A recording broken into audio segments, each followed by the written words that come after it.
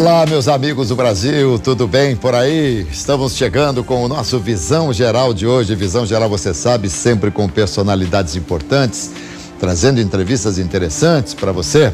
Hoje, mais uma vez, não será diferente. Meu amigo, levante-se todas as manhãs com o coração aberto para viver o dia mais especial da sua vida. As segundas parecem iguais, mas não são, são diferentes e especiais, tal como essa que está começando hoje. Boa semana para você e para todos nós. Vou conversar com Mariana Cardoso, especialista em intercâmbio, e Joana Niero, especialista e tradutora em tradução. E vamos conversar com esses profissionais para saber exatamente o trabalho deles. Meninas, obrigado pela presença aqui, tudo bem? Obrigada a você, tudo bem. Quem está mais perto de mim é a Mariana Cardoso. Isso, né? E quem está mais distante é a Joana Niero. Olha como eu sei, tá vendo? Que beleza. Bom, meus amigos, é o seguinte, o assunto de hoje é super interessante, né? E eu tenho algumas coisas para questionar aqui, até porque meu filho fez intercâmbio. Eu não fiz intercâmbio, acho que quando eu era jovem não existia isso. Eu sei lá se existia, mas pelo menos a gente não falava muito, não. Naquela época só gente muito rica que viajava e tal. Hoje as coisas estão muito mais facilitadas.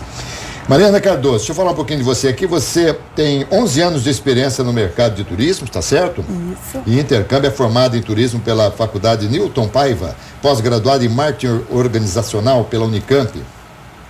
Proprietário da rede de franquias Trust Intercâmbio Cultural e Turismo. Acertei a pronúncia? Exatamente. Então, e a Joana Niero, formada em letras, tradução, Isso. inglês-português, pela PUC Campinas, tá certo? Pela PUC São Paulo. Perdão, é que tá São Paulo aqui, eu li Campinas porque é força do ar. A gente tá aqui PUC Campinas toda hora, PUC São Paulo. Isso, me formei em São Paulo. Tanto que eu sei que foi em dezembro de 2006 você se formou, Isso tá vendo? mesmo. Olha só. Especialista em ferramentas de tradução e controle de qualidade, fundadora e diretora-geral da Spiel Traduções e atua no mercado de qualidade de tradução há mais de 10 anos. A pronúncia da empresa tá certa ou não? É Spell. Spell. Então tá errado. Muito. Aliás, mas no inglês o N tem som de I? Na verdade, essa palavra significa soletrar e a gente fala como spell. Spell. Isso. Como é que era? A gente falava muito nos Estados Unidos. Please, speak slowly, spell that, soletre, não é isso? Quando o som de I é quando você tem dois E's seguidos. Isso, aí ele vira I. Uma coisa, quando tem dois E's em sequência, aí o som não é E fechado, aí vira I. Vira I, tá vendo? Eu não dou aula de inglês aqui também, tá certo?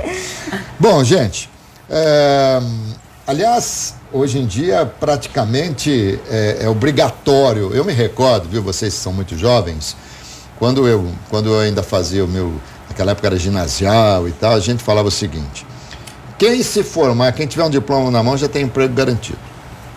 E se você não fizesse nada na sua vida, você só falasse inglês, você também já estaria.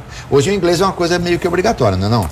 Deixou de ser diferencial, né? E isso, passou a ser alguma coisa que pré-requisito. Pré-requisito. Exatamente. Muito bem. O mercado de intercâmbio continua crescendo, mesmo com a crise, Mariana? Por incrível que pareça, continua. Porque no momento de crise, as pessoas também começam a valorizar a experiência, né? Currículo. Então, muitas vezes, elas buscam essa experiência internacional como forma de enriquecer o seu currículo profissional.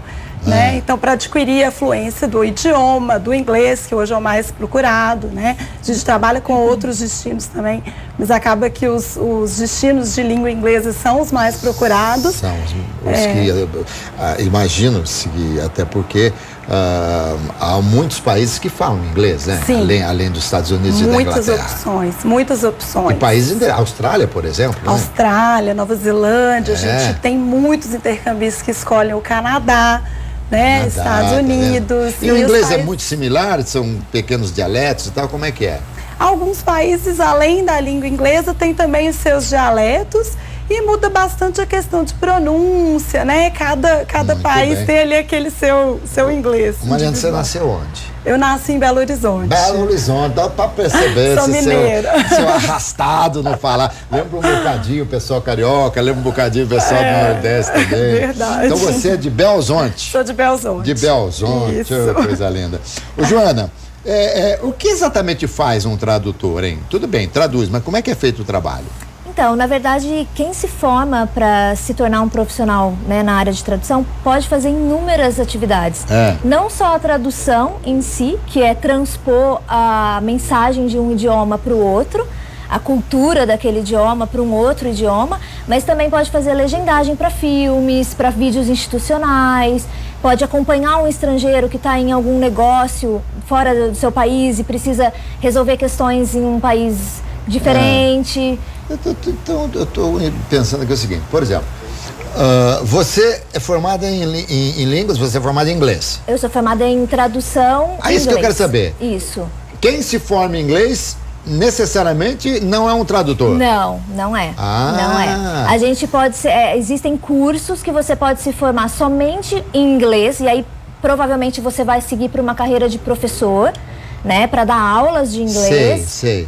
E existem cursos em que você direciona a sua habilitação para tradução, que é o meu caso. Então, no meu caso, eu tenho a minha habilitação letras, inglês e licenciatura em inglês, tradução então, e licenciatura. Quem, por exemplo, pega um livro para traduzir, um livro em inglês para traduzir para o nosso português, quem não fez o curso de tradução não vai traduzir do jeito que precisa ser? É muito aconselhável que se tenha um curso de tradução, porque o curso traz uma bagagem muito enriquecedora e que ajuda não só a traduzir palavra por palavra, mas aqui te dá ferramentas para você conseguir trazer a cultura daquele país, terminologia específica de determinadas áreas. Então o curso enriquece muito. Tem muita gente que apenas fala o idioma e traduz, mas existe uma diferença muito grande para quem tem uma formação na área. Que legal, muito interessante, muito interessante. Daqui a pouco eu ainda quero saber de você sobre gramática, essa coisa toda. Tá. Aliás, para quem faz tradução deve ser super importante, sim, né? Sim.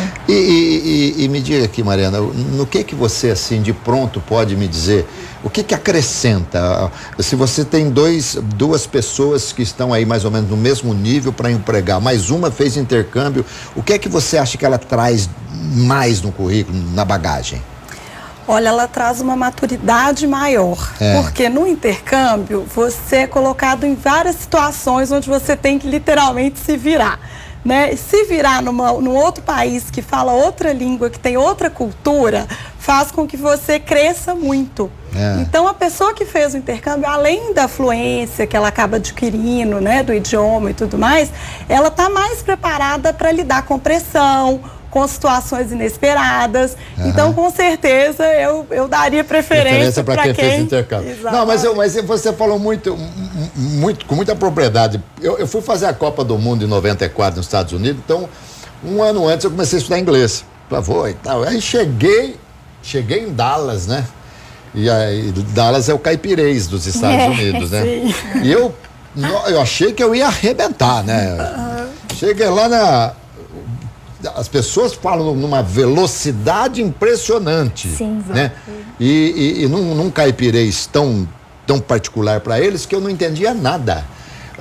O dia que eu estava fazendo alguma coisa, alguém chegou para assim, what are you doing? What are you doing? What are you doing? Eu poderia responder, mas what are you doing? Porque você não entende nada. Então eles e quem faz o intercâmbio tem essa familiaridade, né? Sim. Com a maneira deles falar, com a correria. Com o tempo, né? Você vai acostumando, eu falo que você vai abrindo o ouvido, né? Você vai acostumando justamente com essa rapidez, com a pronúncia, vai adquirindo mais vocabulário também à medida que você está lá. Perfeito. Então, fala para mim, há lugares que hoje ninguém quer saber do intercâmbio, ninguém quer saber de fazer intercâmbio em determinados lugares, países, tá? Isso? Não, a gente tem procura para diversos, são mais de 24 países. É claro que tem aqueles que são mais procurados. Tem, né? idade, limite para isso? A partir de 10 anos já dá para fazer intercâmbio de férias. E até, se quiser fazer um intercâmbio lá, posso fazer. Arruma uma clínica de idoso lá, arruma uma clínica de idoso aqui, a gente faz intercâmbio. Super jovem, super jovem. É sério, a gente já enviou, assim, uma senhora, por exemplo, de 85 anos, para ficar um mês no Canadá e foi super tranquilo. Bem tranquilo. Tem, sim, até... Tá, depois eu quero que você me diga das condições de intercâmbio. Acho que há intercâmbio que as famílias trocam acomodações, aqueles que não trocam, tal, mas deixa eu perguntar para você, Joana, o seguinte, muitas vezes as pessoas falam, olha, eu quero fazer em inglês assim, mas é uma conversação e tal, não sei o quê. Para quem faz tradução, a coisa tem que ser gramatical, tudo, né? Tem. Precisa ter uma bagagem, um conhecimento da gramática, não só do idioma que você vai traduzir, mas também da sua língua materna.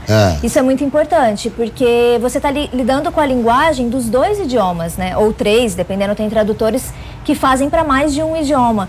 Mas é muito importante que você tenha o conhecimento em relação à gramática, em relação à terminologia, áreas de atuação. Então, tem gente que foca em determinadas áreas. Então, eu faço só TI, eu faço só jurídico, porque a linguagem muda de uma área para outra. Há termos portugueses, assim, do Brasil, termos que nós usamos aqui, que não existem na língua, porque me falaram que saudade. Sim. Saudade não tem saudade. O pessoal lá não sente saudade, são frios. Eles sentem. E aí cabe ao tradutor... I miss you. Não é eu sinto saudade de você? Como é? Não...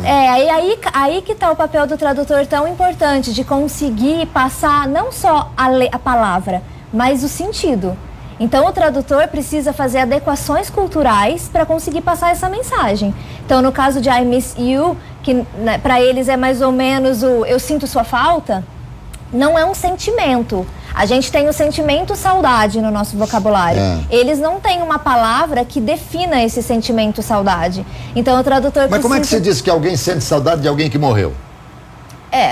Usaria o miss. Miss. Porque não existe essa palavra no inglês. Só que não pode falar you, né? Porque senão a pessoa está conversando com ele ali, né? Exatamente. Aí o tradutor precisa fazer todas as adequações culturais para conseguir passar essa mensagem de forma correta. O que é mais difícil, na sua opinião?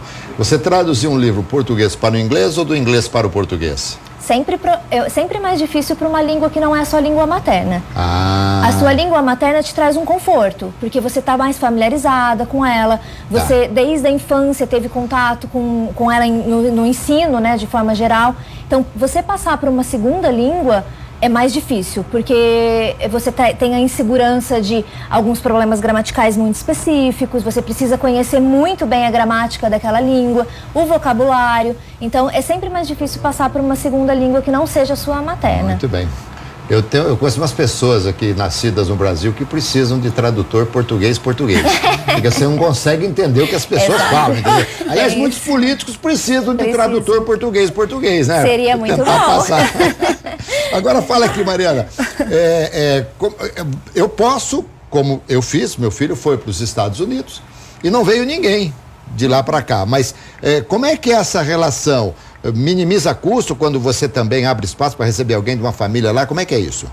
Não, existem organizações que trabalham dessa maneira, mas quando o aluno vai fazer o colegial, o ensino médio fora. E aí sim existe essa questão de você enviar o seu filho e receber uma outra pessoa também. Então.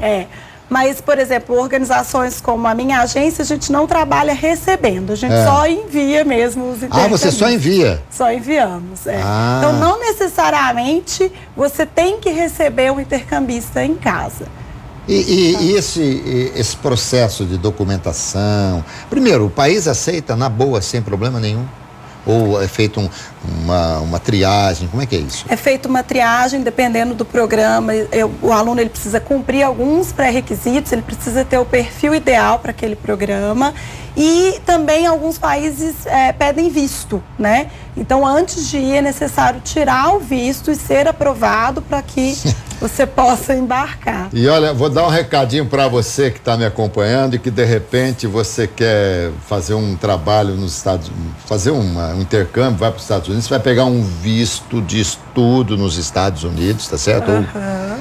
Esse visto de estudo nos Estados Unidos não serve para você, posteriormente, quando voltar, for fazer uma viagem de turismo. Não serve. Eu não sabia disso. A família inteira embarcou para Nova York, meu filho não. Teve que ficar no Brasil porque o visto estava num outro passaporte. Ele tinha o visto de estudo. A gente não sabia disso. Olha só. E ele embarcou no dia seguinte. Então, cuidado. O visto que você tem para fazer o intercâmbio não é o mesmo visto que você terá para fazer um turismo nos Estados Unidos ou coisa do gênero, tá certo? Senão você vai ter que viajar antes e o filho e depois. Exatamente. Tem vistos específicos, né, para cada tipo de... É mais difícil tirar o do intercâmbio ou não? Não, o do intercâmbio, na realidade, você vai ter que comprovar que está indo estudar. Então, você recebe um documento, né? No caso dos Estados Unidos, é um documento chamado I-20, que comprova que você está matriculado naquela instituição, na escola, e aí sim você vai poder solicitar o visto de estudante. Tá. Joana, quais são os erros mais comuns que os tradutores cometem?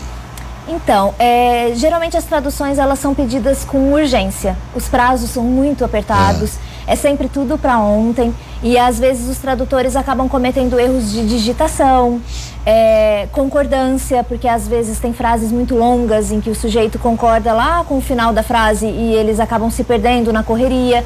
E é por isso que o papel do revisor é muito importante, que a gente faz sempre um controle de qualidade em cima dos trabalhos realizados, para que nessa correria a gente consiga fazer esse filtro e essa limpeza para conseguir pegar esses errinhos que os tradutores cometem, mas pela correria mesmo. Mas o tradutor não tem a prerrogativa de dar uma ajustada no texto à nossa língua, alguma coisa assim? Sim, teoricamente sim. É que tudo depende muito, é caso a caso. Assim. Tem casos em que ele realmente não tem tempo para isso e ele precisa passar isso para o revisor e o revisor ficar com esse trabalho mais difícil. Tem casos que ele consegue fazer e aí o trabalho... O revisor também é um tradutor? Pode ser. Pode, não necessariamente não precisa ser. Ele pode só revisar a tradução, como ele pode traduzir e também revisar em outros momentos. Então, uma coisa não precisa ser obrigatória para outra. E mesmo que ele seja tradutor e revisor, não adianta. Ele pode traduzir e ele não pode fazer a revisão, porque aquilo que ele errou, normalmente ele passa por cima. Não vai pegar. É importante que outra pessoa olhe. Há muitos problemas, as pessoas se enfrentam a alguns problemas, algumas dificuldades que se recorrem à agência. Me ajuda aqui e tal. Tem muito isso, não? Às vezes sim, depende muito do intercambista, né? A gente costuma... Intercambista é quem vai? Tá. A gente costuma fazer uma preparação para embarque antes, já antecipando todas as situações possíveis, né? Pelo menos a maioria delas, que podem acontecer durante o intercâmbio. Então, desde o overbooking, quando ele chega lá no balcão da companhia aérea, não tem lugar, perder uma mala, alguma dificuldade que ele tenha na casa de família. Muitos intercambistas vão ficar hospedados em casas de famílias. Então, esse também é uma questão assim, que preocupa muito os intercambistas, os pais, né? Então, a gente fala um pouquinho de todas as situações que podem acontecer, desde banho demorado, alimentação. O mais comum é ficar em casa de família mesmo. O mais comum Hoje em dia, como a gente também tem o público executivo, muitos casais que vão fazer intercâmbio juntos, aí esse público prefere residência estudantil. Tá. Fica mais o hotel fica muito caro, né? O hotel fica muito caro. Então aí já deixa de ter o sentido do intercâmbio, né, cara? Já vai para outra coisa, né? Sim. O que é tradutor juramentado? O tradutor juramentado, ele precisa passar por um concurso público e a partir do momento em que ele é aceito nesse concurso, as traduções dele têm valor legal.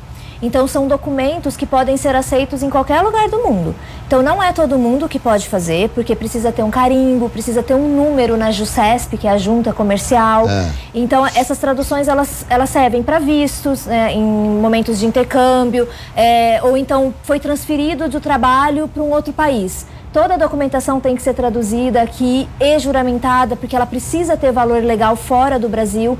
Então, para que tenha valor legal fora do Brasil, tem que ser um tradutor juramentado. Muito bem. Agora, você disse que não é qualquer um que pode fazer. Você está se referindo, não é qualquer um que pode juramentar. Mas fazer o curso para ser um tradutor juramentado, toda pessoa tendo o requisito de ser tradutor pode fazer. Isso, exatamente. A partir do momento em que abre esse concurso, né, e que aqui no Brasil é bastante demorado, o último que a gente teve faz aproximadamente 10 anos. Então, olha aí, mãe. Então, assim, é muito demorado. Então, quem quem gostaria de se tornar está se preparando. É um concurso muito difícil, muito disputado, porque são poucas vagas. E não existe, por exemplo, você é uma tradutora juramentada em TI ou juramentada... Não, juramentada é juramentado. Todas as áreas. Todas as traduções que ela fizer, independente da área, tem o valor legal. Então, a partir do momento que você é aprovado no concurso, você pode fazer para qualquer área. João, desculpa te interromper. Você fala que tem um valor legal. Você é juramentada, não? Não. Muito bem. Então, o que você traduz, não tem valor legal? Como é que é? Não, o valor legal, quando eu falo, por exemplo, é aceito em órgãos públicos. Se eu chegar com uma tradução simples, que é, por exemplo, uma tradução que eu faria num consulado, esse consulado não vai aceitar essa tradução, porque aquilo ali, ele não vai ler e verificar se aquele conteúdo é verdadeiro, se aquilo ali não tem nenhuma informação errônea. Então, a tradução juramentada garante isso. A pessoa não precisa conferir. Não precisa. A partir do momento que tem um selo e mostrando que é uma tradução juramentada, qualquer órgão público de qualquer lugar do mundo confia e sabe que aquilo é verdadeiro. Uma coisa interessante, e esses tradutores juramentados, eles são colocados à prova de tempos em tempos, porque as coisas mudam, a grafia muda, uma série de coisas. São colocados à prova? Não, infelizmente. Não? Não são. Eles não são colocados. Isso é uma questão, na verdade, uma discussão muito grande na nossa área, porque existem tradutores de muitos e muitos anos, né? Justamente porque os concursos acontecem esporadicamente. Então, eles, na verdade, assim, cabe a cada um fazer cursos, fazer uma renovação, se atualizar, mas a gente não tem como garantir isso. Nós, consumidores, até eu mesma posso precisar de um tradutor juramentado, eu não tenho como garantir se aquele tradutor tem essa preocupação. Perfeito. Muito legal, né? Mas eu achei que deveria passar. Acho que deveria passar, né? Um negócio de avaliação, com essa certeza. Coisa toda. Vamos pensar em termos de valores hoje. É muito... Claro que imagino, depende do país. No Canadá deve ser mais caro, nos Estados Unidos... A Austrália é muito cara, não? A Austrália, o que fica mais caro, às vezes, é o visto, para quem vai ficar mais tempo. Ele tem um valor, assim, mais alto. E a passagem aérea. Então, o pacote acaba saindo... Eu gosto muito dos australianos, viu? Muito, porque em 2006, na Alemanha, na Copa do Mundo, a gente encontrou com os australianos em Munique. Eles já sabiam que não iam ganhar do Brasil, então eles já estavam bebendo por conta, uma alegria, uma festa, e o uniforme deles é parecido com o nosso. Então, é uma alegria. Gosto demais dos australianos. Mas, então, é o seguinte, alguém que quer iniciar um processo para fazer um intercâmbio, ele tem que guardar muito dinheiro, como é que é?